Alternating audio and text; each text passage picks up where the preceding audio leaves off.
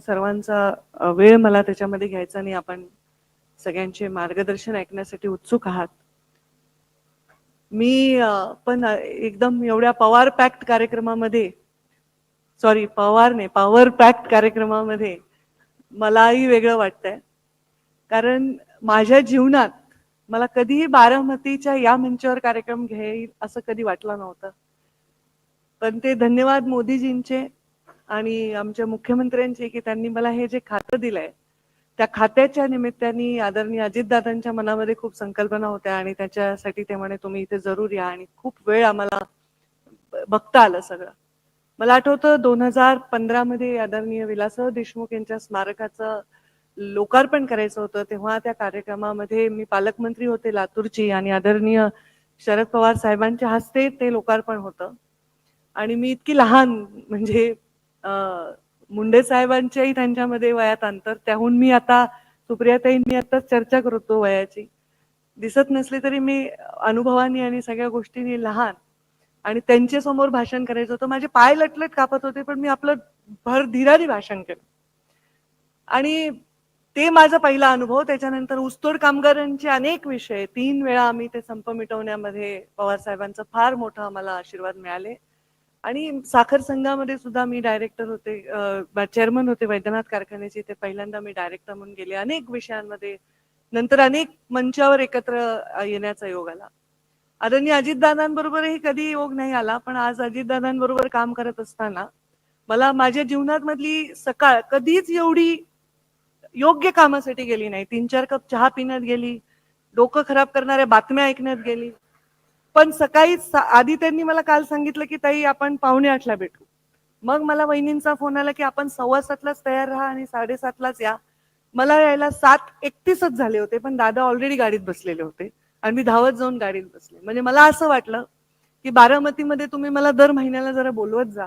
त्यामुळे इथला प्रोफेशनलिझम हा खरंच मला शिकता येईल आणि मला खूप काही रेप्लिकेट करता येईल. कारण मी एका दुष्काळी भागात जन्मले, वाढले, आणि एका दुष्काळी भागातलं राजकारण करणं, कारण तिथले लोक मायग्रेट झालेले असतात, त्यांना एवढं सपोर्ट सिस्टीम नसते. अशा वेळी काम करत असताना ह्या गोष्टी कशा आम्ही करू शकतो, ही एक तळमळ मनामध्ये आहे. मला आज खूप छान इथे वाटलं, शिकायला मिळालं. खूप सुंदर हा कार्यक्रम बघता आला. म्हणजे आपण म्हणतो की सीइंग इज बिलिव्हिंग, म्हणजे जे प्रत्यक्षात आपण प्लॉट्स पाहिले, अगदी ऑर्किड सारख्या फुलांपासून ते आपल्या झेंडू सारख्या फुलांपर्यंत, अगदी अवकाडोच्या फ्रूट पासून ते टमॅटो सारख्या फ्रूट पर्यंत, आपल्या ह्या म्हणजे भाजीपर्यंत, असं सगळं मी पाहत होते. आणि प्रत्येक गोष्ट आम्ही चाखतही होतो. डेअरीमध्ये गेलो, तिथले विषय पाहिले, आणि खूप काही करण्यासारखं आहे.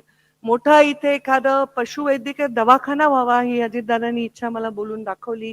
नक्कीच त्याच्यामध्ये सकारात्मक प्रयत्न करू, आणि सुप्रियाताई म्हणाल्याप्रमाणे त्याही कार्यक्रमाला परत येण्याचा योग हा आम्हाला यावा. खूप लोकसंख्या वाढत चालली आहे, ही मोठं चॅलेंज आहे आपल्या समोर. त्याचबरोबर उत्पादनही वाढवावं लागणार आहे, आणि त्याचबरोबर त्या उत्पादनाचा दर्जा वाढवावा आणि टिकवावा लागणार आहे. लोकांना चांगल्या क्वालिटीचं जसं न्यूट्रिशन आपल्याला द्यावं लागतं कुपोषणापासून लोकांना रोखण्यासाठी, तसंच आता पशुसंवर्धनात आल्या लक्षात आलं की चांगल्या क्वालिटीचं फीड हे पशूंनाही द्यावं लागतं. कारण त्या पशूंचं बऱ्यापैकी, म्हणजे वंश सोडलं तर बाकीचं कन्झम्पशन हे माणसांचंच कळून होतं, म्हणून त्यांनाही क्वालिटीचं आपल्याला वातावरण द्यावं लागतं. तर आज मला समजलं, माहित होतं पण त्याचा, जसं आदरणीय प्रतापरावजी म्हणाले तसं की माहिती असणं म्हणजे इन्फॉर्मेशन असणं, नॉलेज असणं ह्याच्यात फरक आहे. तसं माहिती असणं आणि ज्ञान असणं ह्याच्यात फरक आहे.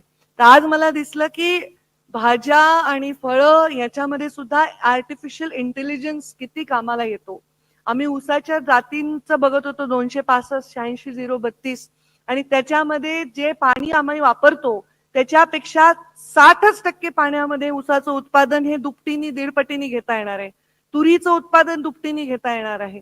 हे सगळं मी बघत असताना माझ्या मनामध्ये इतके प्लॅन येत होते की माझ्याकडच्या कमी अल्पभूधारक शेतकऱ्यांना, कोरडवाहू जमिनीच्या शेतकऱ्यांना जास्तीत जास्त पीक कसं घेता येईल आणि त्याची शेल लाईफ कशी वाढवता येईल, हे खूप छान मला याच्यामध्ये आज हा अनुभव मिळाला. मी त्याच्याबद्दल खूप आभार मानते. आपण मला इथे निमंत्रित केलं, पाहुणचार केला, आणि इथे मला येण्याचा योग मिळाला. सर्व पवार कुटुंब उपस्थित आहेत, अगदी सिनियर मोस्ट पासून ज्युनियर पर्यंत, आणि प्रत्येकाचं योगदान त्या त्या काळातलं पाहायला मिळालं.